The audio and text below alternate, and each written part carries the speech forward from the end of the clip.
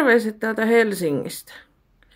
Tällä kertaa on Invalidiliiton valtuuston kokouksessa marraskuun iltapäivänä. Ei saatu invahuonetta Scandic Park Hotellista, mutta saatiin vähän tasokkaampi huone ja nyt mä sen esittelen. Täällä on vedenkeitin, missä on todennäköisesti kaakaota ainakin ja varmaan kahvia ja teetäkin löytyy.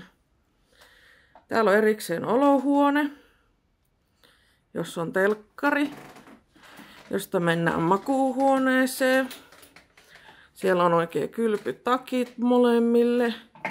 Ja täälläkin on telkkari nähtävästi. Täällä on metrin leveä ovi tänne vessa- ja suihkusaunaosastolle. Ei ole invakahvoja, mutta pääsen tuossa kun ottaa tukea seinästä. Ja täällä on todellakin vielä sauna, mihin ei tietenkään pyörätulli pääse, mutta avusta ainakin pääsee.